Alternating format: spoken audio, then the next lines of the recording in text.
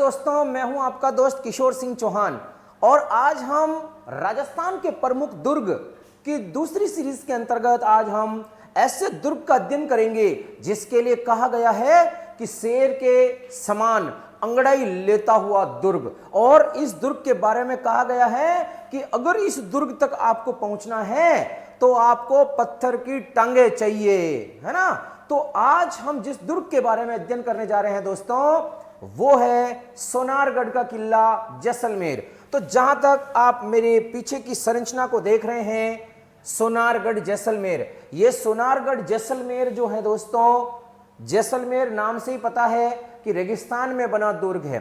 तो इसका मतलब ये हो गया दोस्तों कि इस दुर्ग की श्रेणी की बात अगर हम करेंगे कि दुर्ग किस प्रकार की श्रेणी में आता है, तो दोस्तों हम लोग बात करेंगे श्रेणी, और श्रेणी में आ जाएगा दानवन दुर्ग। दानवन दुर्ग, दानवन दुर्ग दोस्तों ऐसा दुर्ग जो कि रेगिस्तान में बना हुआ हो, रेत ही रेत हो, इस प्रकार के क्षेत्र में अगर कोई किला या दुर्ग बना हुआ है तो उस दुर्ग को हम लोग दानवन दुर्ग की श्रेणी में रखते हैं। तो दोस्तों दानवन दुर्ग की श्रेणी का सबसे बेस्ट उदाहरण अगर पीछे की संरचना आप दिख रही है तो इसे कहते हैं दोस्तों सोनारगढ़ का किला। सोना, सूर्य की पहली किरण जब इन पीले पत्थरों के ऊपर गिरती है दोस्तों तो ये सोने की तरह चमकता है, इसी कारण इसका नाम सोनारगढ़ पड़ा, सोनगढ़ पड़ा। और सोने का मतलब होता है स्वर्णगिरी, स्वर्णगिरी दुर्ग भी इसको कहते हैं दोस्तों। और हम लोग बात करेंगे कि एक बंगला फिल्म के डायरेक्टर हैं सत्यजीत रे। सत्यजीत रे जो डायरेक्टर साहब हैं, उन्होंने एक पिक्चर बनाई थी जिसका नाम है सोनार किला। जो सोनार किला बनाने के बाद इस दुर्ग का नाम पड़ गया सोनारगढ़ दुर्ग। और जब दोस्तों आप लोगों को मैंने पहले भी बताया है कि राजस्थान के जो 6 पहाड़ी दुर्ग हैं, 6 पहाड़ी दुर्ग जो हैं वो यूनेस्को की विश्व ऐतिहासिक सूची और विश्व ऐतिहासिक धरोहर के अंतर्गत शामिल है। उस 6 दुर्गों में से एक दुर्ग ये भी है जैसलमेर का किला। मैंने आपको पहले भी बताया था 6 जो दुर्ग हैं वो यूनेस्को की विश्व धरोहर के अंतर्गत शामिल किए गए हैं, उसमें से एक किला जैसलमेर का सोनारगढ़ भी है। एक कहावत देखिए दोस्तों कि गढ़ दिल्ली गढ़ आगर और अधगढ़ बीकानेर, गढ़ दिल्ली गढ़ आगर और अधगढ़ बीकानेर और भलो चिनायो भाटियां सिरे तो जैसलमेर। दोस्तों भाटी राजपूतों की माथे का मोड़ है, माथे का प्रतीक है, भाटियों की मरोड़ है, यानी कि यहां पर जिस राजवंश ने शासन किया दोस्तों उसका नाम है भाटी। यहां पर जिस राजवंश ने शासन किया दोस्तों उसका नाम है भाटी राजवंश। भाटी राजवंश, भाटी राजवंश ने जैसलमेर रियासत के अंतर्गत यदुवंशी है, यादव वंश, यदुवंशी भाटी है ना। बड़ किवाड़ उतरादरा और भाटी जहलन भार, वचन राखो ब्रिजराज रा समहर बांधो सार। ये दूसरा जो इससे संबंधित वाक्य है कि बड़ किवाड़, उत्तर बड़ किवाड़ कहते हैं इस किले को, भाटी जहलन भार और वचन राखो ब्रिजराज रा समहर बांधो सार। कि गढ़ दिल्ली गढ़ आगर और अधगढ़ बीकानेर और भलो चिनायो भाटियां सिरो तो जैसलमेर। आप सोचिए कि जैसलमेर के अंतर्गत भाटी राजवंश ने शासन किया, उसको सिर की संज्ञा दी गई है यहां पर दोस्तों। देखिए ये दोस्तों अगर आप संरचना देख रहे हो तो ऐसा लग रहा है कि इसके चारों तरफ रेत ही रेत है, और ये जो एक आपको संरचना नजर आ रही है इस दुर्ग की, ऐसा लग रहा है कि ये जहाज खड़ा है। तो दोस्तों देखिए यहां पर हम लोग बात कर रहे हैं, ये देखिए दोस्तों, ये देखिए यहां से अगर मैं इसकी बात कर रहा हूं, ये देखो दोस्तों, ये देखो यहां से इस प्रकार है, तो मुझे लग रहा है कि ये जहाज के समान आकृति दिख रही है, जहाज के समान आकृति। और जब जहाज के समान आपको आकृति नजर आ रही है तो इसकी कहावत हो गई, ये कहावत हो गई दोस्तों कि रेत के समंदर में लंगर डाले हुए जहाज के समान आकृति। चारों तरफ दोस्तों रेत रेत नजर आ रही है और उसके बीच में अगर मान लो कोई जहाज खड़ा है तो उसकी संज्ञा दी गई है कि रेत के समंदर में लंगर डाले हुए जहाज के समान। दोस्तों अगर ये प्रश्न परीक्षा में आ जाता है तो आप इस चित्र को देख करके ही अनुमान लगा सकते हैं कि ये एक जहाज के समान जो आकृति दिखाई दे रही है तो वो किला ऑटोमेटिक हो जाएगा सोनारगढ़ दुर्ग जैसलमेर, क्योंकि चारों तरफ रेत ही रेत है। तो परीक्षा में प्रश्न आ जाएगा कि रेत के समंदर में लंगर डाले हुए जहाज के समान आकृति वाला किला कौन सा है, तो दोस्तों उत्तर हो जाएगा सोनारगढ़ दुर्ग जैसलमेर। थार के मरुस्थल की शोभा बढ़ा रहा जैसलमेर दुर्ग की नींव श्रावण शुक्ला सप्तमी विक्रमी संवत 12 जुलाई 1155 को राव जैसल भाटी ने इंसाल ऋषि की सहायता से, दोस्तों यहां पर एक ऋषि हैं जिसका नाम है इंसाल ऋषि। परीक्षा में सीधा सा प्रश्न आ जाता है कि जैसलमेर दुर्ग की नींव किसने रखी, तो रावल जैसल भाटी। रावल जैसल भाटी ने 12 जुलाई 1155 को रावल जैसल भाटी ने इंसाल ऋषि की सहायता से, इंसाल ऋषि की सलाह से 1155 ईस्वी के अंतर्गत सोनारगढ़ दुर्ग जैसलमेर की नींव रखी थी। लेकिन कुछ समय पश्चात में उनकी मृत्यु हो जाती है, तो उसके पश्चात जो आधा अधूरा कार्य करवाया गया था वो काम करवाया था शालिवाहन सिंह भाटी द्वितीय। शालिवाहन सिंह द्वितीय ने इस दुर्ग का पुनर्निर्माण करवाया था या वर्तमान स्वरूप दिया था। तो यहां पर सीधी सी बात है कि यहां पर अगर हम लोग देखते हैं, ये रहा ये चित्र दोस्तों नजर आ रहा है, ये है रावल जैसल भाटी। रावल जैसल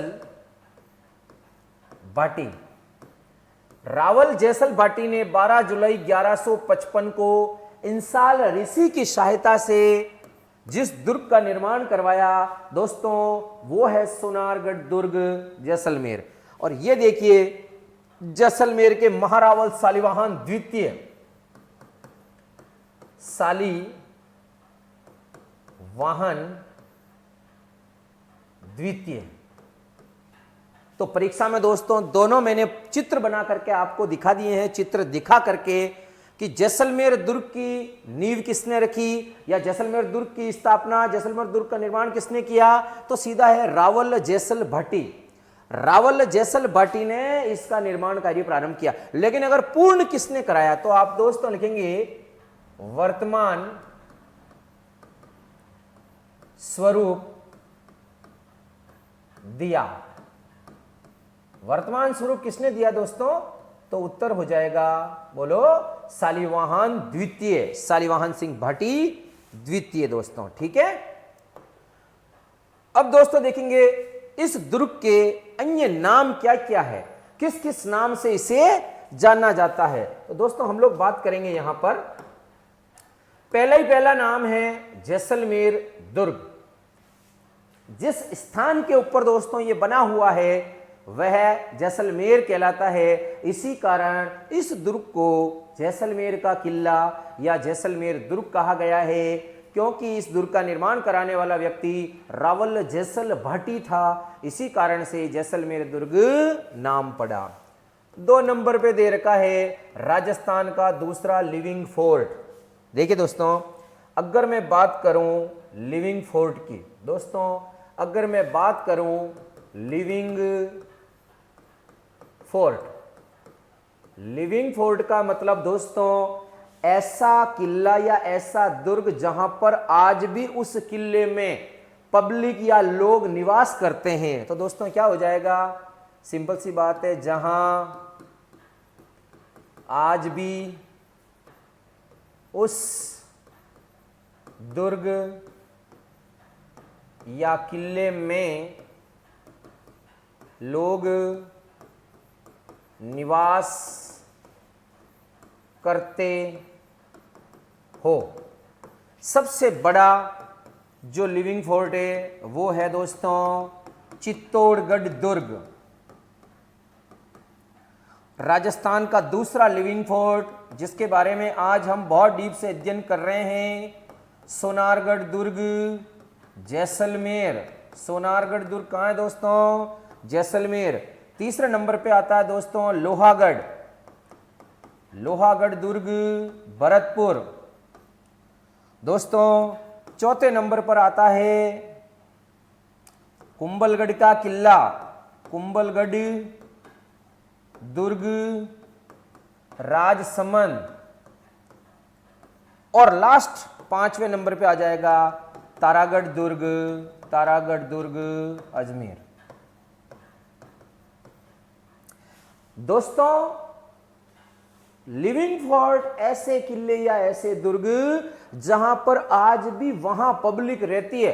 कभी आप तारागढ़ के अंतर्गत जाते हैं, तारागढ़ अजमेर के अंतर्गत जाते हैं, तो वहां पर एक सूफी संत मीरान साहब की दरगाह है और उसी के पास में उनका घोड़ा जो डेथ हो गई थी, उस घोड़े को दफनाया गया था, वहां पर घोड़े की मजार है। जब हम वो लोग देखने के लिए जाते हैं तो हमें पता चलता है कि वहां पर आज भी जो लोग मुस्लिम समुदाय के लोग हैं वो वहां पर रहते हैं। इसी प्रकार चित्तौड़गढ़ के अंतर्गत हम जाते हैं तो चित्तौड़गढ़ में तो पूरी की पूरी कॉलोनियां बसी हुई है, मकान के मकान है, जहां पर आज भी लोग निवास करते हैं। सोनारगढ़ के अंतर्गत आप जाते हैं तो वहां पर भी पब्लिक आपको रहती है। कुंभलगढ़ में जाएंगे तो वहां पर आपको जाते ही आपके कुंभलगढ़ की जो किले की दीवार है उसके अंदर भीलों के बड़े बड़े घाव है 2-3, और उसके साथ साथ में जो मुस्लिम समुदाय के लोग हैं वह मुस्लिम समुदाय के लोग किले के भीतर रहते हैं। और किले के अंतर्गत राजकीय उच्च प्राथमिक विद्यालय जो किला कुंभलगढ़ के नाम से बना हुआ है वो भी वहां पर स्कूल चलती है राजस्थान सरकार के द्वारा।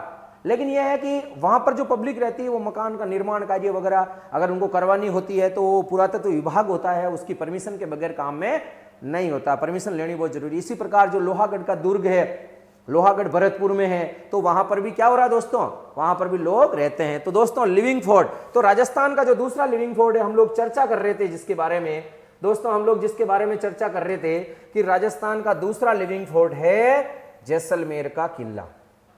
ठीक है दोस्तों, तो दोस्तों वापस अपन उसी संरचना में आ जाते हैं। रेत के समंदर में लंगर डाले हुए जहाज के समान आकृति, ये पहले नंबर पे हम लोग पढ़ चुके हैं दोस्तों कि रेत के समंदर में लंगर डाले हुए जहाज के समान जो आकृति है दोस्तों, रेत के समंदर में लंगर डाले हुए जहाज के समान आकृति। 2 नंबर पे देखा कि जैसलमेर दुर्ग और राजस्थान का दूसरा लिविंग फोर्ट। 3 नंबर दे रखा है गोरहरा दुर्ग। दोस्तों ये दुर्ग जिस पहाड़ी के ऊपर बना हुआ है कहते हैं कि उस पहाड़ी का नाम है गोरहरा पहाड़ी। क्या होता है दोस्तों, लेकिन कहीं कहीं दे रखा दोस्तों किताबों के अंतर्गत त्रिकूट पहाड़ी। तो दोस्तों सिंपल सी बात है, गोरहरा पहाड़ी के ऊपर बना हुआ है, इसी कारण इसका नाम गोरहरा दुर्ग पड़ा है। त्रिकूट पहाड़ी पर बना हुआ है इसलिए इसको त्रिकूटगढ़ कहते हैं, तो गोरहरा दुर्ग। अगला दे रखा है बाटियों की मरोड़। दोस्तों आप सोचिए कि जिस रियासत के अंतर्गत वहां के राजा भाटी राजपूत हो तो नेचुरली बात है इतना बड़ा अगर विशाल किला या विशाल दुर्ग की निर्माण अगर करवाया गया हो तो नेचुरली उनकी तो मरोड़ तो होगी, वट वाली बात होती है। तो दोस्तों इसको कहते हैं भाटियों की मरोड़। क्या बोलते हैं दोस्तों, भाटियों की मरोड़। और यह देखिए दूर से दिखता है शेर के समान अंगड़ाई लेता हुआ किला। जैसे अगर कोई दूर से देखोगे इस किले के बारे में तो आपको लग रहा होगा शेर जैसे अंगड़ाई ले रहा हो, अभी भी नींद में से उठा हो और शेर अंगड़ाई ले रहा हो या बब्बर शेर की तरह खुला मुंह हो। अभी मैं आपको फोटो दिखाऊंगा, ऐसा दुर्ग दिखता है कि शेर के समान अंगड़ाई लेता हुआ किला। तीसरा, जैसे गुलाब का फूल खिल रहा हो और उसके चारों तरफ रेत रेत हो, रेगिस्तान का गुलाब, राजस्थान का अंडमान और गलियों वाला दुर्ग। दोस्तों इसको तो आपको रट करके ही जाना है, सर्वाधिक गलियों वाला दुर्ग। इतनी सारी, अगर आप कभी वहां जाएंगे तो इतनी गलियां उस दुर्ग के अंतर्गत गलियां ही गलियां हैं, इसलिए नाम पड़ गया सर्वाधिक गलियों वाला किला या गलियों वाला दुर्ग। Doctor Mohanlal Gupta, doctor Mohan Lal Gupta, doctor Mohanlal Gupta ये कहते हैं कि विश्व के मरुस्थलीय दुर्गों में सबसे सर्वश्रेष्ठ किला अगर कोई है तो ये सोनारगढ़ दुर्ग है। दोस्तों विश्व के सबसे मरुस्थलीय दुर्गों के अंतर्गत, मरुस्थलीय दुर्गों में सबसे सर्वश्रेष्ठ दुर्ग है दोस्तों तो वो है सोनारगढ़ का किला जैसलमेर। डॉक्टर मोहनलाल गुप्ता एक बहुत ही प्रतिष्ठित हिस्ट्री के लेखक हैं और मोहनलाल गुप्ता सर ये कहते हैं कि विश्व के सर्वश्रेष्ठ दुर्गों में ये किला शामिल है। इतना अच्छा किला बताया गया है, नाम से ही पता है। सोनगिरी, सोनगढ़, स्वर्णगिरी, इन तीनों के बारे में एक ही बात होती है कि जब सूर्य की पहली किरण गिरती है तो एक तो ये दुर्ग पीले पत्थरों से निर्मित है, पीत पत्थर, पीले पत्थरों के ऊपर जब सूर्य की रोशनी गिरती है दोस्तों, तो दूर से ऐसा लगता है कि स्वर्ण आभा लिए हुए, जैसे कि सोने की खान में से जब रोशनी निकलती है ना पीली पीली, तो वैसा ये किला नजर आता है। इसलिए इसका नाम पड़ गया सोनगिरी। देखो सोनगिरी, सोनगढ़ या स्वर्णगिरी। अगर स्वर्णगिरी आ रहा है तो यहां पर जाना है जैसलमेर, और सुवर्णगिरी आ रहा है दोस्तों तो उत्तर हो जाएगा जालोर। सुवर्णगिरी, सुवर्णगिरी अगर आ जाएगा दोस्तों तो उत्तर हो जाएगा जालोर। अगर आधा स आ रहा है स्वर्ण, आधा स स्वर्ण, तो जैसलमेर। पूरा सु आ रहा है दोस्तों तो आपको जाना है जालोर। सुवर्णगिरी और स्वर्णगिरी, ठीक है दोस्तों, सुवर्णगिरी और स्वर्णगिरी। तो सुवर्णगिरी और स्वर्णगिरी के अंतर्गत आप लोग कंफ्यूज नहीं होंगे, मैंने आपको ट्रिकली याद करना भी बता दिया है कि किस प्रकार से आपको याद करना है। अगर मैंने कहा कि सु आता है पूरा लिखा हुआ तो दोस्तों आपको जाना है जालोर के अंतर्गत, आधा स आता है तो आपको जाना है जैसलमेर के अंतर्गत। पश्चिमी सीमा का प्रहरी दुर्ग, ये तो पश्चिम में बना हुआ है तो याद करना ही नहीं है। उत्तर भड़किवाड़, त्रिकूटगढ़ और जैसानगढ़। देखिए उत्तर भड़किवाड़, किवाड़ का मतलब होता है दरवाजा, अभी अभी तो हम लोगों ने देखा है। तो यहां पर क्या हो जाएगा जैसलमेर का किला। तो दोस्तों देखिए इतने सारे जो नाम हैं, ये नाम सारे के सारे नाम जैसलमेर दुर्ग के। एक बार रिवाइज कर लेते हैं। रेत के समंदर में लंगर डाले हुए जहाज के समान आकृति, जैसलमेर दुर्ग या जैसलमेर का किला। राजस्थान का दूसरा लिविंग फोर्ट, गोरहरा दुर्ग, बाटियों की मरोड़, शेर के समान अंगड़ाई लेता हुआ किला। रेगिस्तान का गुलाब, राजस्थान का अंडमान, गलियों वाला दुर्ग। विश्व के मरुस्थलीय दुर्गों में सर्वश्रेष्ठ according to doctor Mohanlal Gupta Songiri, Songarh, Swarngiri. पश्चिमी सीमा का प्रहरी दुर्ग, उत्तर भड़किवाड़, त्रिकूटगढ़, त्रिकूट पहाड़ी पर बना हुआ है, और जैसानगढ़, गढ़ जैसाण, सिंपल सी बात है, ठीक है। अब जोधानगढ़ आएगा तो जोधपुर जाएगा, जैसानगढ़ है तो जैसलमेर जाएगा।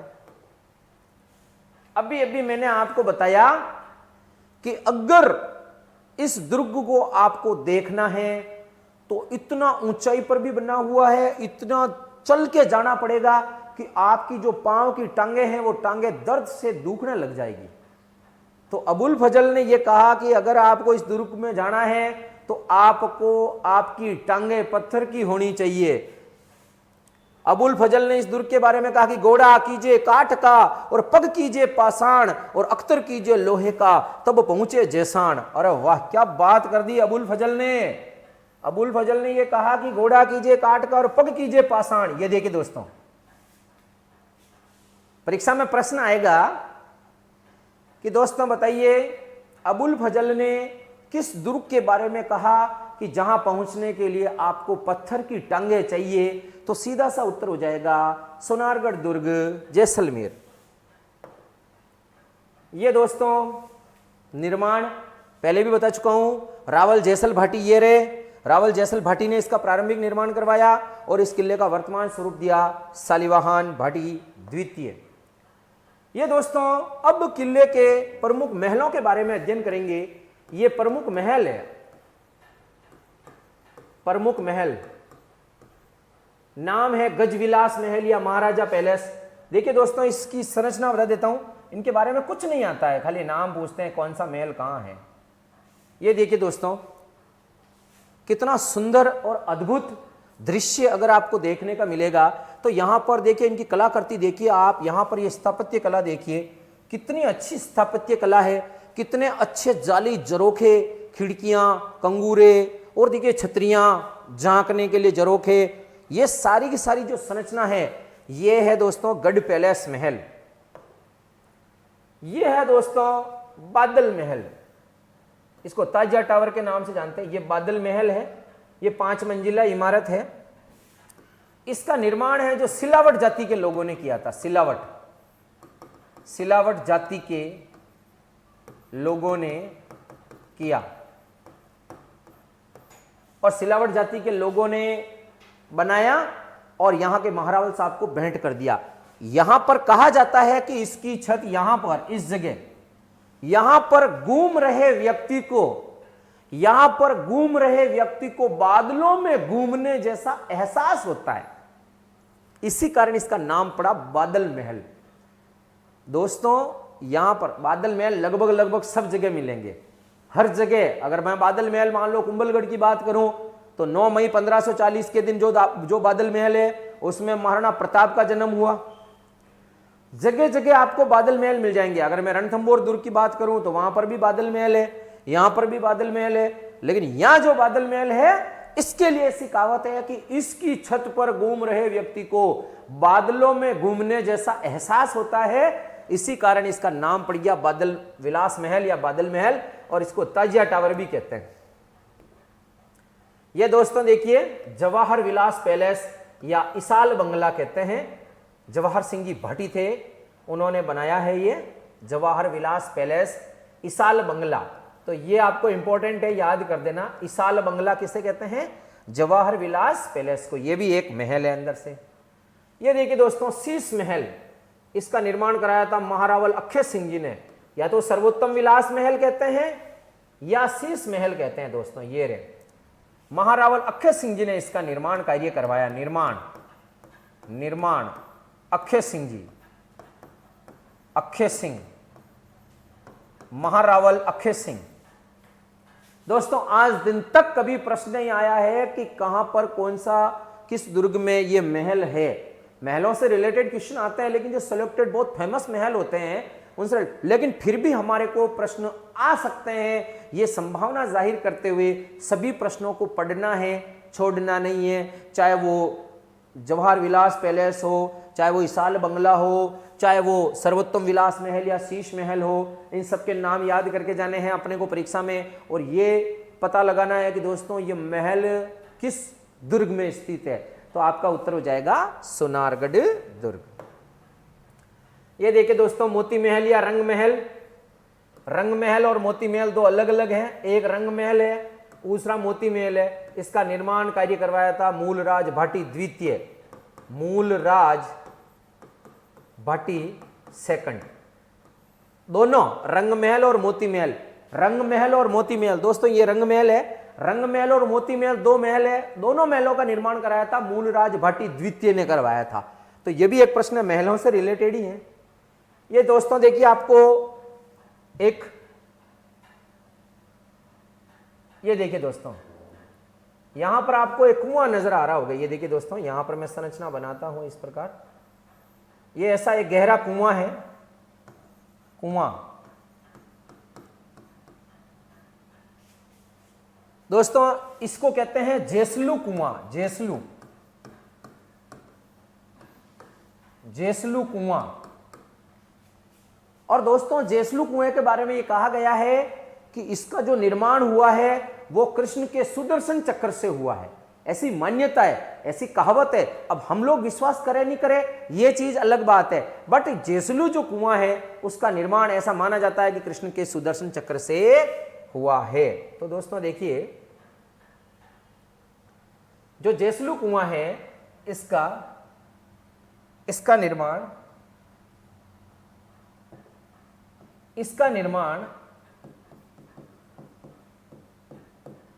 कृष्ण के सुदर्शन चक्र से हुआ, ऐसी मान्यता है।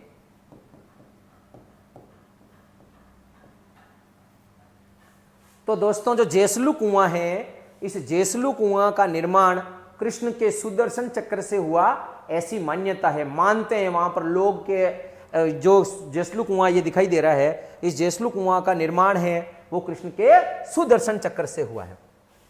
इसके अलावा दोस्तों दो कुएं हैं, एक कुएं का नाम है बुल्लीसर, बुल्लीसर कुआं, एक कुएं का नाम है रानीसर कुआं, रानीसर।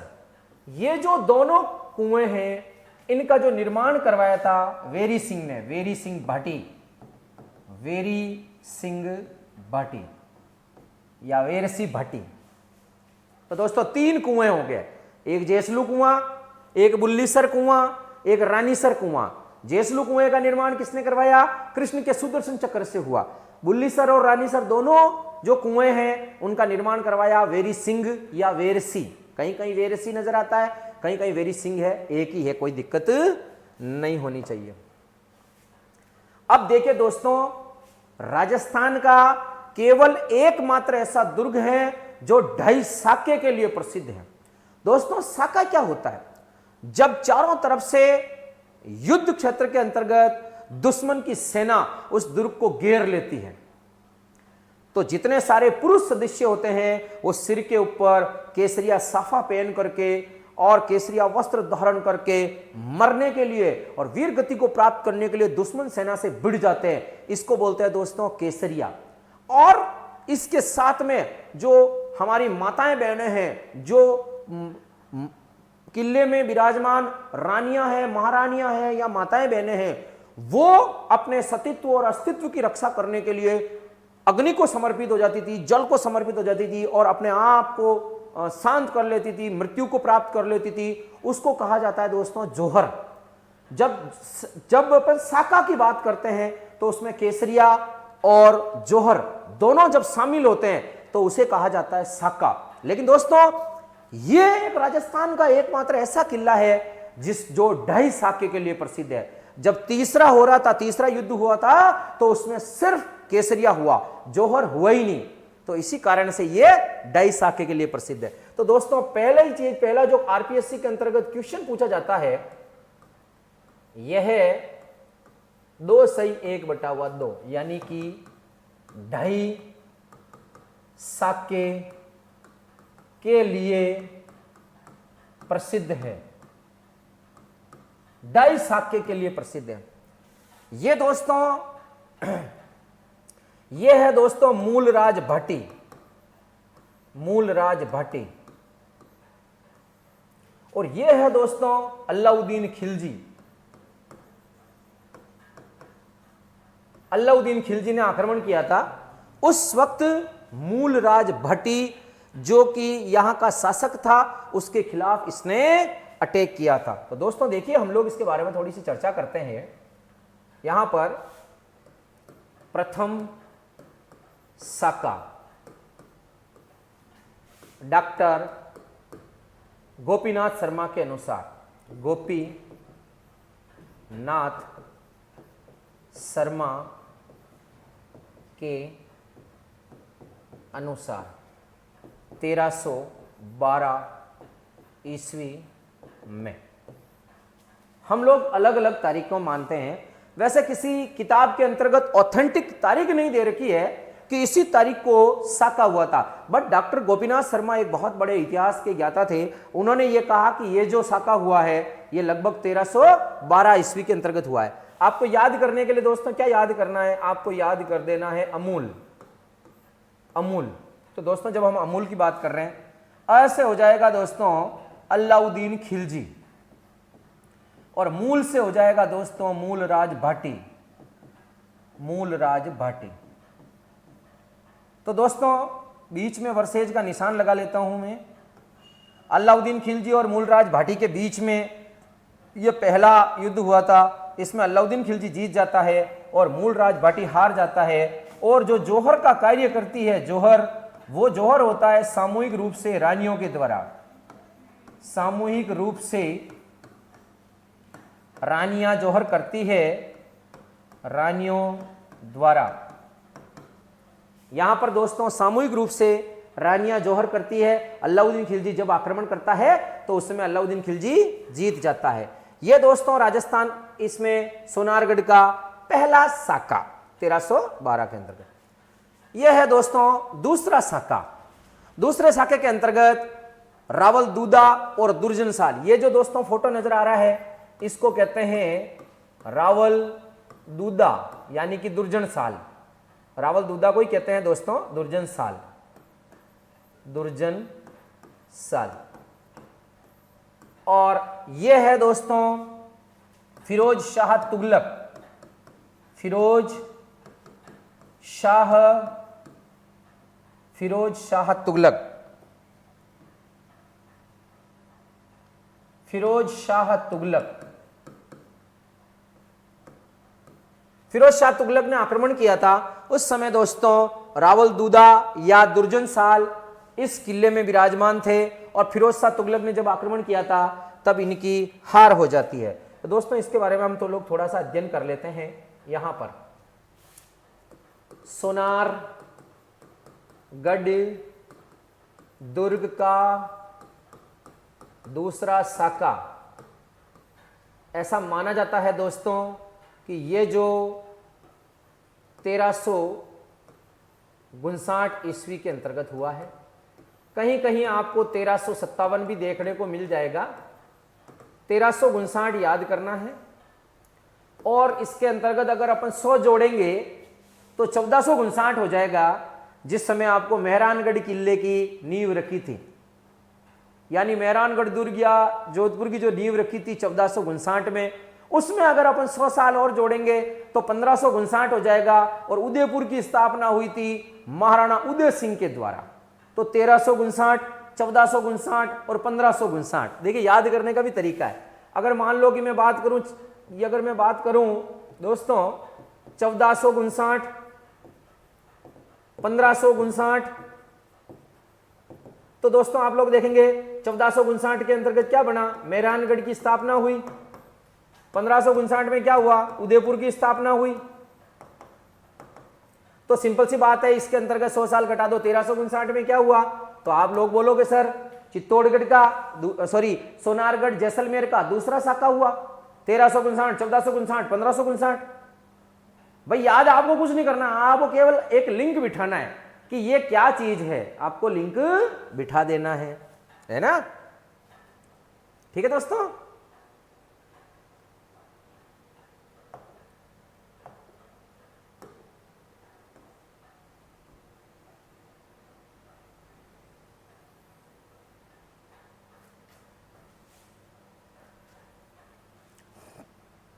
अब देखिए दोस्तों इसको कैसे याद करेंगे।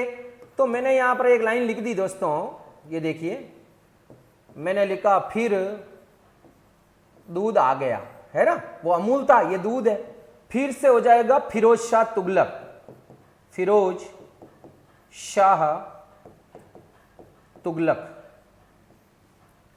और इससे वर्सेज हो जाएगा रावल दूदा, या इसी को बोलते हैं दुर्जनसाल, दुर्जनसाल।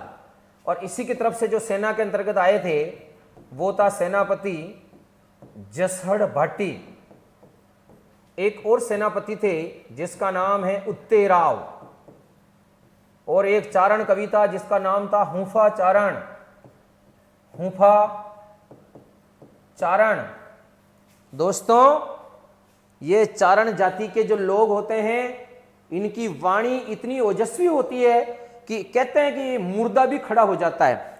जब युद्ध हो रहा था फिरोज शाह तुगलक जीत गया, रावल दूदा की सेना हार गई और इधर जौहर रानियां करने को तैयार थी, जौहर रानियों के द्वारा, रानियों द्वारा। तो दोस्तों ऐसी इतिहास में बात मिलती है कि रावल दूदा ये दुर्जनसाल की पत्नी महारानी थी। उसने ये कहा इस हूफाचारण को कि जब तक मेरे पति की मुझे गर्दन या मुझे चेहरा नहीं देखूंगी तब तक मैं जौहर में नहीं कूदूंगी।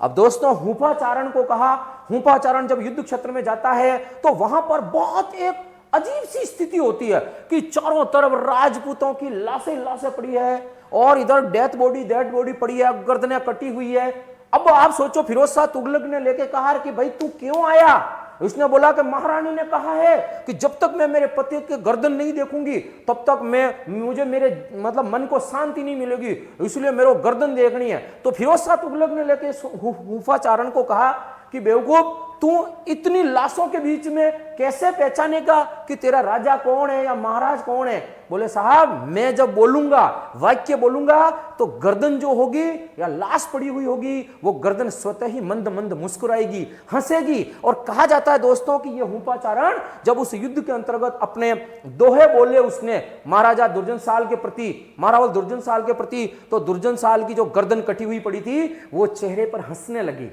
और हंसने के पश्चात उसको पता चल गया कि ये मेरे महारावल है। और कहा जाता है दोस्तों कि उस गर्दन को लेकर के जब वो महलों के भीतर प्रवेश करने के लिए गया, फिर उस महारानी ने अपने पति के अंतिम दर्शन किए और फिर उसके पश्चात वो अग्नि को समर्पित हुई। ऐसे ऐसे दोस्तों इतिहास में उदाहरण मिलते हैं। ये वही हुफाचारण है जिसके बारे में हम लोग अनभिज्ञ हैं।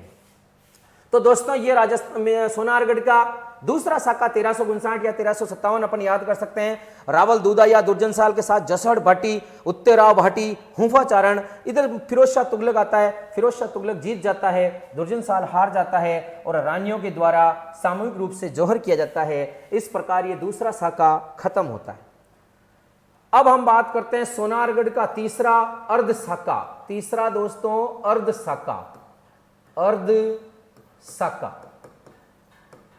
तीसरा जो अर्ध साका हुआ था वो 1550 ईस्वी के अंतर्गत हुआ था।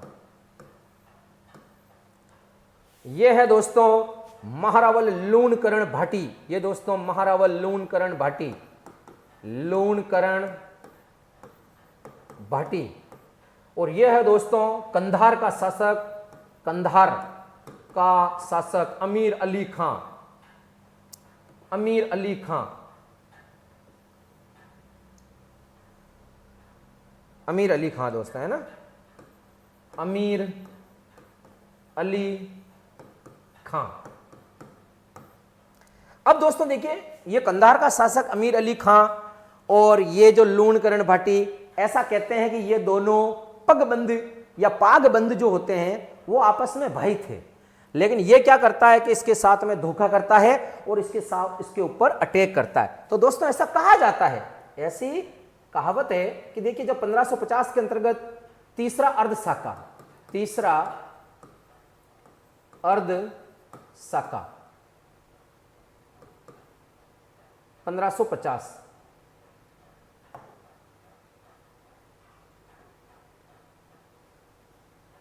1550 ईस्वी, 1000 फिर आधा 500 फिर 100 का आधा 50, 1000 फिर आधा 500 फिर आधा 50, 1550। याद करने का तरीका है यार ये 1550। फर्स्ट में तो गोपीनाथ शर्मा ने 1312, फिर 1359, 1459, 1559 याद करने की ट्रिक बताई। फिर अब ये आधा साका हुआ, आधा आधा कितना होता रे? अरे भाई 1000 का आधा 500 फिर 100 का आधा 50, तो 1550 हो गया। अब यहां पर क्या करना है कि आपको याद करने का तरीका बताऊं। अमीर आदमी होता है वो लूण खाता है। क्या खाता है? अमीर आदमी होता है वो लूण खाता है। तो अमीर से क्या हो जाएगा? अमीर अली खां, अमीर अली खां। और लूण से क्या हो जाएगा? लूणकरण भाटी। ये रहा लूणकरण भाटी, ये लूणकरण भाटी। अमीर अली खां जीत जाता है, लूणकरण भाटी हार जाता है। अब होता क्या है दोस्तों कि जैसे कि ये अभी मैंने बताया था कि आपस में इनका भाई का रिश्ता था, ये भाई मानते थे। तो दोस्तों एक दिन सुबह सुबह क्या होता है, इसकी तरफ से कुछ पालिकियां और कुछ महिलाएं मुस्लिम महिलाओं की ड्रेस और बुर्का धारण करने के बाद दरवाजा खटखटाते हैं सोनारगढ़ का, अखे पोड़ का। तो देखता है, एक सैनिक देखता है वहां पर कि कौन है, तो बाहर जाके देखता है काफी सारी मुस्लिम महिलाएं होती है, वो बुर्का पहन के खड़ी है। पूछते हैं कि भाई कैसे आना हुआ, तो ये कहते हैं कि आज ईद है और हमारी जो मुस्लिम महिलाएं हैं, मुस्लिम औरतें हैं, वो आपकी रानियों से ईद मुबारक करना चाहती है या ईद की मिलना करना चाहती है। तो राजपूत बेचारे इतने भोले थे, उन्होंने बिना सोचे समझे सुबह सुबह 5-6 बजे की बात थी, दरवाजा खोल दिया। जैसे ही वो सारी की सारी मुस्लिम महिलाएं अंदर आई पालिके लेकर के या खुद आई और अपने कपड़े फेंके और अंदर से तो सैनिक निकले, अमीर अली के सैनिक, और मार दहाड़ काट वहां पर स्टार्ट कर दी। जब लूणकरण भाटी को पता चला कि यार ये क्या हो गया। तो देखिए दोस्तों, दो तरह के मत मिलते हैं। एक मत के अनुसार तो युद्ध इतना भीषण होता है कि सारे राजपूत जो योद्धा होते हैं वो मारे जाते हैं। इसका मतलब यहां पर केसरिया तो हुआ, यानी सारे के सारे मारे जाते हैं, तो केसरिया तो हुआ। परंतु इतना कम समय मिला कि जो अग्नि कुंड थे, आग लगाने के लिए, जोहर करने के लिए आग लगानी पड़ती है, लकड़ियां इकट्ठी करनी पड़ती है, वो समय ही नहीं मिला। तो इसका मतलब जोहर नहीं हुआ, जोहर नहीं हुआ। तो दोस्तों आधा ही तो हुआ, पूरा साका तो हुआ ही नहीं, इसलिए इसको बोलते हैं अर्ध साका। तीसरा जो हुआ अर्ध साका, पहला हुआ पूरा साका, दूसरा हुआ पूरा साका, तीसरा हुआ आधा साका। अगर तीनों को जोड़ेंगे तो 2.5 हो जाएंगे। इसीलिए दोस्तों राजस्थान का एकमात्र ऐसा किला जो 2.5 साके के लिए प्रसिद्ध है वो है दोस्तों सोनारगढ़। लेकिन दोस्तों कहीं कहीं इतिहास में ऐसे मत मिलते हैं। डॉक्टर मोहनलाल गुप्ता ये कहता है कि दोस्तों जब लूणकरण भाटी को यह पता चला कि मेरे ऊपर, मेरे सैनिकों के ऊपर अटैक हो गया है, तब वह युद्ध के अंतर्गत तलवार लेकर के निकलता है। रानियां उसको तिलक करती है और रानी जो नौरंगदे थी, इस लूणकरण भाटी की पत्नी रानी नौरंगदे, वो नौरंगदे तिलक करके उसको कहती है कि राजा साहब आप तो युद्ध में मरने के लिए जा रहे हो, हमें किसके भरोसे छोड़ोगे आप, इसलिए आप अपनी गर्दन निकाल के हम सब रानियों की गर्दन काट दो। तो दोस्तों ऐसा सुनने में आता है कि लूणकरण भाटी ने पहले उन सब रानियों की गर्दन काटी, और गर्दन, उसको पता था कि युद्ध के अंतर्गत मुझे पता है कि इतने सारे मेरे दुश्मन मुझ पर अटैक कर दिए हैं और जोहर का समय मिलेगा नहीं, इसलिए सारी रानियों की गर्दन काटी और उसके पश्चात में युद्ध क्षेत्र में लूणकरण भाटी कूदा और उसके पश्चात में ये वीरगति को प्राप्त होते हैं। और इस प्रकार केसरिया तो होता है और जोहर नहीं होता है। इसलिए दोस्तों ये कहलाता है राजस्थान का एकमात्र 2.5 साके वाला दुर्ग। ये देखिए दोस्तों, मेहरानगढ़ जो सोनारगढ़ जो किला है, उस सोनारगढ़ किले की कुछ तस्वीरें हैं, आपको दिखाई दे रहा है। देखिए ये यहां पर ये बुर्ज है, बुर्ज है, बुर्ज है, बुर्ज है, बुर्ज बुर्ज बुर्ज बुर्ज बुर्ज। बुर्ज क्या होता है दोस्तों? देखिए बुर्ज ऐसा होता है जैसे कि मान लो ये कोई किला है, तो आप लोगों ने देखिए दोस्तों ऐसी एक संरचना निकलती है, देखिए बाहर गुंबदनुमा संरचना निकलती है ऐसी, और यहां पर दोस्तों इस जगह छेद होते हैं बंदूकें डालने के लिए, है ना, और यहां पर छेद होते हैं, ये छेद, जैसे ये बुर्ज दिख रही है दोस्तों, देखिए आगे बताऊंगा मैं आपको। ये देखिए दोस्तों यहाँ बुर्जें दिखती है और यहाँ छेद होते हैं। जब दुश्मन सेना चारों तरफ से घेर लेती है तो उन छेद में से गर्मा गर्म पानी डाला जाता है, गर्मा गर्म तेल डाला जाता था, ताकि दुश्मन सेना के ऊपर कुछ तो तबाही मचे, इसलिए यहां पर एक छेद रखे जाते थे। इसको बोलते हैं दोस्तों बुर्ज। और यह सर्वाधिक 99 बुर्जों वाला किला है, 99 बुर्जों वाला किला।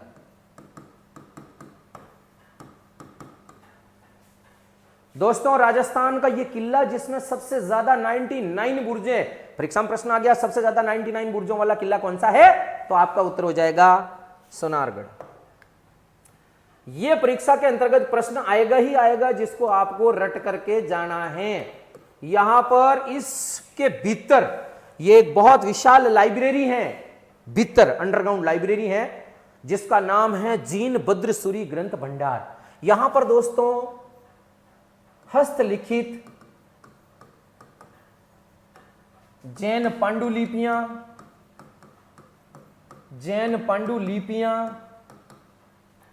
ताम्रपत्र, भोजपत्र और काफी सारे ग्रंथ, बहुत बड़ा विशाल भंडार है, नीचे बहुत बड़ा भंडार है। जैसे मैंने आपको बताया कि मेहरानगढ़ के अंतर्गत जो लाइब्रेरी है उसका नाम है मान सिंह पुस्तक प्रकाश पुस्तकालय। तो दोस्तों यहां सोनारगढ़ के भीतर जो ये लाइब्रेरी है इसका नाम है जीन भद्रसूरी ग्रंथ भंडार। तो दोस्तों आपको जानकर का आश्चर्य होगा कि इसी जीन भद्रसूरी ग्रंथ भंडार में हम जब चित्रकला पढ़ते हैं तो 2 चित्रित ग्रंथ हैं, वो भी दोनों चित्रित ग्रंथ यहीं पर पाए जाते हैं। एक ग्रंथ का नाम सुना होगा दोस्तों आपने, 10 वैतालिक सूत्र चूर्णी और ओद निरुक्ति व्रति। दोनों नाम लिखता हूं मैं आपको, 2 ग्रंथ आते हैं परीक्षा की दृष्टि से, वो आपको यहां मिलते हैं। चित्रित ग्रंथ दोस्तों, जो पहला चित्रित ग्रंथ है यहां पर पाया जाता है उसका नाम है 10 वैतालिक सूत्र चूर्णी। 10 वैतालिक सूत्र चूर्णी। और दोस्तों दूसरा चित्र है, उसका नाम है उद्य निरुक्ति वृत्ति। उद्य निरुक्ति वृत्ति, उद्य निरुक्ति वृत्ति। देखिए दोस्तों, ये जो दो चित्रित ग्रंथ है, जब चित्रकला के अंदर पढ़ते हैं तो बहुत प्राचीन चित्रित ग्रंथ है ये। तो ये दोनों चित्रित ग्रंथ भी इसी जीनभद्रसूरी ग्रंथ भंडार के अंतर्गत है। और इस जीनभद्रसूरी ग्रंथ भंडार में क्या क्या है? हस्तलिखित जैन पांडुलिपियों के विशाल भंडार है, ताम्रपत्र है, बहुत बड़े विशाल ग्रंथ है, भोजपत्र है, काफी सारी चीजें यहां आपको देखने को मिलेगी। अभी भी बताया, देखिए दोस्तों, ये गलियां देखो, यहां से गुजर रहे हैं गलियां, है ना, गलियां ही गलियां, तेरी गलियां गलियां तेरी गलियां मुझको तड़पावे, है ना। तो ये देखिए गलियां। तो अभी भी मैंने बताया दोस्तों, सर्वाधिक गलियों वाला किला। और देखिए ये ऊपर से देखो, ये देखो, रेत के समंदर में लंगर डाले हुए जहाज के समान आकृति वाला किला, है ना दोस्तों। तो ये देखिए सर्वाधिक गलियों वाला किला, रेत के समान है। आह क्या बात है। ये देखिए दोस्तों, शेर के समान अंगड़ाई लेता हुआ किला। ये शेर नजर आ रहा है, ऐसा किला, अंगड़ाई लेता हुआ दुर्ग, अंगड़ाई लेते हुए शेर के समान किला। अब ये तो मैंने लिख दिया दोस्तों, ये कहावत है, उपमा दी गई है इसको। इस फोटो को देख करके आप अनुमान लगा सकते हो, है ना। ये शेर अंगड़ाई ले रहा है। ये दोस्तों सीन नजर आ रहा है रात्रि का। और दोस्तों यहां पर मैं एक लाल रिमार्क में करता हूं दोस्तों, देखिए यहां पर व्हाइट कर देता हूं मैं, ताकि आपको पता चलेगा। देखिए दोस्तों, एक लाइन तो ये रही, ये रही दोस्तों एक लाइन, ये देखो, है ना, एक लाइन ये रही। दूसरी लाइन ये रही, ये देखो, ये देखिए। इसका मतलब क्या है? ये परकोटा नंबर 1, ये परकोटा नंबर 2। कमरकोट या बोलते हैं दोस्तों पाडा। कमरकोट या पाडा क्या है?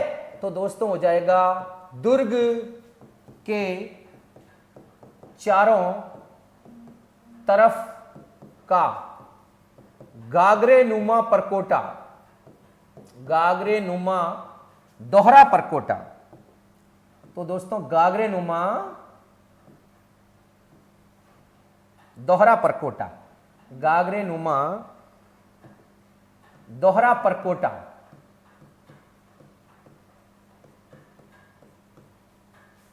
तो दोस्तों ये भी एक प्रश्न है, कमरकोट या पाडा क्या है?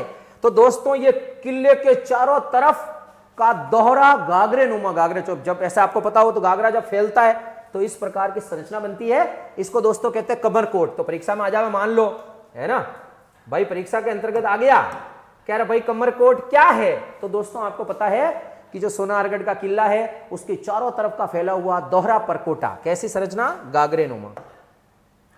एक मंदिर है दोस्तों, ये टिक्कम राय वैष्णव का मंदिर है। ये मंदिर है टिक्कम राय वैष्णव मंदिर, और ये दुर्ग के भीतर दुर्ग का दृश्य है।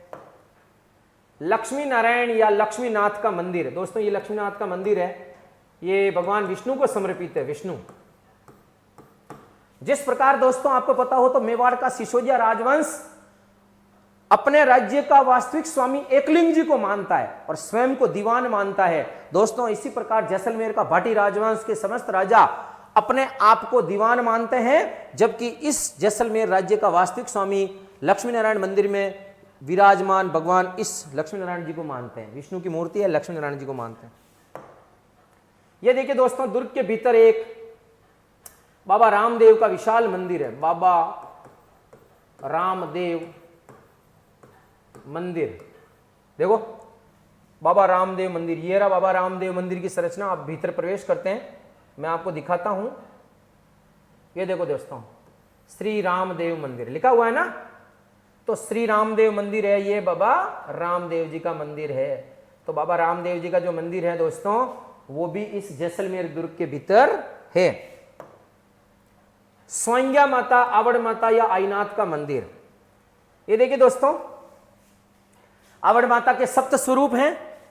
ये देखिए मातेश्वरी विराजमान है, आवड़ माता के सप्त स्वरूप। और ये आवड़ माता 3 और 3 6 और स्वयं माता जी विराजमान है। स्वांग्या जी, स्वांग्या माता मुड़ा हुआ भाला उनका प्रतीक होता है। स्वांग ग्राहिणी देवी कहलाती है और यह स्वांग्या माता भाटी राजवंश की कुल देवी है। भाटी राजवंश की कुल देवी स्वांग्या माता या आवड़ा। इसके अलावा रत्नेश्वर मंदिर है, रत्नेश्वर मंदिर है, गिरधारी जी और बांके बिहारी जी का मंदिर है, विनायक गणेश जी का मंदिर है, काफी सारे मंदिर इस दुर्ग के भीतर हैं। ये देखिए दोस्तों, ये जिस व्यक्ति की संरचना आपको नजर आ रही है दोस्तों, ये है सत्यजीत रे। सत्यजीत रे जिनका जन्म 2 मई 1921 को हुआ, जन्म स्थान कोलकाता में है। पहली फिल्म बनाई थी पाथेर पांचाली। सम्मान मिला इनको पद्मश्री, पद्म विभूषण, ऑस्कर, दादा साहेब फाल्के पुरस्कार और 1992 में ये मर गए। ये पिक्चर है दोस्तों, ये बंगला में लिखा हुआ है सोनार किला, बंगाली भाषा में लिखा है सोनार किला। 1974 में ये फिल्म बनाई थी दोस्तों। तो ये भी अपने आप में एक बहुत बड़ा प्रश्न है दोस्तों कि सत्यजीत रे किस दुर्ग के ऊपर, किसने, सोनार किला जो सोनारगढ़ के ऊपर बनाई गई है उसका जो निर्माता है दोस्तों ये रहा सत्यजीत रे। 2 बार डाक टिकट जारी किए गए हैं। एक बार दोस्तों ये 5 रुपए का डाक टिकट जारी किया गया है 28 जनवरी 2009 को। दोस्तों 28 जनवरी 2009 को 5 रुपए का भारतीय डाक टिकट जारी किया गया इस सोनारगढ़ के किले के ऊपर। ये जैसलमेर का किला है, ये रहा जैसलमेर का किला। 5 रुपए का डाक टिकट। और अभी अभी 29 दिसंबर 2018 को 6 पहाड़ी किलों के ऊपर जब डाक टिकट जारी किए थे, अभी मैंने आपको बताया भी था, चीकू गाजर आम 12 रुपए का डाक टिकट जारी किया। 29 दिसंबर 2018 को 12 रुपए का भारतीय डाक टिकट जारी किया गया सोनारगढ़ के किले पे। ये 12, ये 2018 और ये सोनारगढ़ का किला। और ये देखो ये बुर्जे बना रखी है, बुर्जे सर्वाधिक 99 बुर्जों वाला किला। तो ये भी परीक्षा के अंतर्गत पूछा जाता है दोस्तों। 2 बार डाक टिकट जारी किए गए। एकमात्र दुर्ग जिसमें बिना चूने के पत्थर पे पत्थर रख करके बनाया गया। दोस्तों ये बहुत इंपॉर्टेंट क्वेश्चन है। राजस्थान का केवल एकमात्र ऐसा किला जिसमें किसी चूने का प्रयोग नहीं किया गया, किसी में मिट्टी का प्रयोग नहीं किया गया, सीमेंट तो उसमें थी नहीं। तो दोस्तों उसमें क्या होता था कि देखिए ऐसा एक पत्थर ऐसा जॉइंट करके बनाया, फिर दोस्तों इसके ऊपर क्या करते थे कि ऐसे ऐसे जो पत्थर होते थे ना ऐसे सेट करते थे, जैसे बीच में से जॉइंट के ऊपर जॉइंट है ना, पत्थर के ऊपर पत्थर फंसाते थे। फिर ऐसे देखिए पत्थर के ऊपर पत्थर, इसमें जॉइंट एक फंसा दिया, तो पत्थर के ऊपर पत्थर को फंसा करके जॉइंट करते थे। तो पत्थर के ऊपर पत्थर रख करके ये किला या दुर्ग बनाया गया है जिसमें किसी प्रकार के चूने का प्रयोग नहीं किया गया। दोस्तों देखिए ये देखो यहां पर दिख रहे हैं जॉइंट, ये देखो ये जॉइंट दिख रहे हैं पत्थर, केवल देखिए यहां पर देखो ये संरचना दिख रही है, ये देखो जॉइंट जॉइंट जॉइंट जॉइंट है। किसी प्रकार का चूने का प्रयोग नहीं किया गया है, सिर्फ पत्थर पे पत्थर रख करके ये किला बनाया गया। यहां पर हॉलीवुड की प्राइम लोकेशन है। जैसलमेर के पर्यटन स्थल, यहां की विरासत हॉलीवुड के लिए प्राइम लोकेशन है। अब तक यहां पर कच्चे धागे फिल्म बनी है, कृष्णा, सरफरोश, टसन, रुदाली जैसी फिल्मों के साथ साथ कोका कोला, बोरोप्लस गोरा होने के लिए, पेप्सी, ये दिल मांगे मोर और हीरो होंडा जैसी कंपनियों के एड भी यहां शूटिंग हो गई है। देखोगे दोस्तों यहां पर कच्चे धागे, कृष्णा, सरफरोश, टसन, रुदाली, ये सारी फिल्म, कोको कोला, पेप्सी है ना, तो यहां पर खूब शानदार शूटिंग होती है। आप भी विवाह के पश्चात एक बार वहां जरूर जाएं ताकि आपको पता चलेगा कि कितना सुंदर किला है। चाहे आप वहां फोटो शूट करें, चाहे और कोई शूट करें, लेकिन आप जाएं जरूर, ठीक है। ये देखिए दोस्तों सर्वाधिक 99 बुर्जों वाला किला। ये देखिए बुर्जें आपको नजर आ रही है, बुर्जें बुर्जें बुर्जें बुर्जें बुर्जें। ये देखिए दोस्तों ये छेद नजर आ रहा है, ये खंड है ना, तो ये कि सर्वाधिक बुर्जें देखो, ये बुर्जें बुर्जें बुर्जें ऐसी बुर्जें होती है, बाहर निकली हुई संरचना है ना, इसलिए इनको बोलते हैं सर्वाधिक 99 बुर्जों वाला किला। ये प्रवेश द्वार है, एक है अक्षय पोल, सूरज पोल, भूता पोल जिसको गणेश पोल कहते हैं, हवा पोल जिसको रंग पोल कहते हैं। देखिए दोस्तों गाड़ी लेके आप जाते हैं तो आपको गाड़ी यहां खड़ी करनी पड़ेगी और यहां से आप भीतर प्रवेश करेंगे तो फर्स्ट में अक्षय पोल आएगा, फिर अंदर प्रवेश करते करते करते करते करते आप पूरे किले का भ्रमण करके आ जाओगे। ये देखिए दोस्तों एक अंदर के भीतर का दृश्य है। ये रात्रि के अंतर्गत या सुबह दिन में ऐसा चमकता हुआ दिखाई देता है। ये जैन मंदिर है दोस्तों, भीतर के अंतर्गत जैन मंदिर बना हुआ है। ये दोस्तों एक किले की बाहरी संरचना है, इस प्रकार से दुर्ग दिखाई देता है। ये देखिए, अगर आपको बुर्ज समझ में नहीं आ रही हो तो ये देखो दोस्तों, ये बुर्ज है ना, ऐसे। ये अक्षयपोल देखो, अक्षयपोल ये रही, और इसके ऊपर ये शानदार तोरण बना हुआ है, शानदार तोरण। ये जरोखे है ना, ये देखिए, ये भीतर का दृश्य, ये देखो कितना अच्छा दृश्य है यार। अगर आप वहां जाओगे तो पता चलेगा, है ना।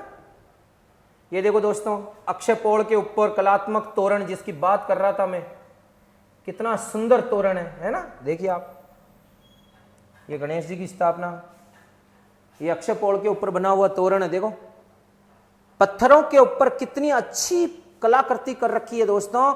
आज के बारे में तो हम इसके बारे में कल्पना ही नहीं कर सकते हैं, इतनी अच्छी कलाकृति। देखिए, ये देखिए दोस्तों, कलाकृति। ये दोस्तों देखो, यहां पर आपको नजर आ रहा होगा, देखो जॉइंट। अब देखिए, ये जॉइंट कर रखा है तो इसके ऊपर ये बड़ा सा पत्थर रख दिया, है ना दोस्तों। अभी देखिए, ये जॉइंट है तो ये बड़ा सा पत्थर रख दिया, ये जॉइंट है दोस्तों तो इसके ऊपर ये पत्थर रख दिया। यानी कि एक जॉइंट को दबाने के लिए पत्थर के ऊपर पत्थर रख करके इस प्रकार बनाया गया। ये दोस्तों इस चित्र में आपको क्या खास नजर आ रहा है, ये आपको कहीं देखने को नहीं मिलेगा और कोई नहीं बताएगा, ये मेरी गारंटी है। इस चित्र को थोड़ा सा बड़ा करता हूं दोस्तों, फिर आप देखिए ये दोस्तों क्या नजर आ रहा है। देखो, क्या आप अनुमान लगा सकते हैं ये क्या चीज है दोस्तों? ये छत है, और ये छत किसकी बनी हुई है दोस्तों? लकड़ी की। देखो, ये देखो लकड़ी की छत। बस अपना आरपीएससी का क्वेश्चन यहीं से तैयार होता है। राजस्थान का एकमात्र दुर्ग जिसकी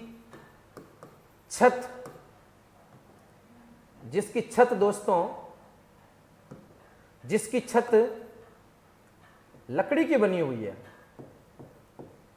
लकड़ी की बनी हुई है, और इसको दीमक से बचाने के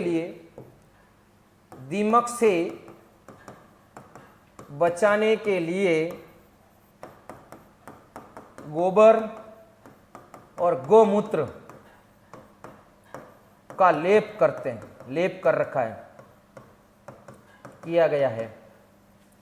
दोस्तों ये बहुत ही अच्छा और इंटरेस्टिंग क्वेश्चन है कि राजस्थान का एकमात्र ऐसा किला जिसकी छत जो है वो लकड़ी की बनी हुई है, कहीं आपको नजर नहीं आएगा दोस्तों। ये मैं आपको फोटो के साथ बता रहा हूं, प्रूफ के साथ। देखो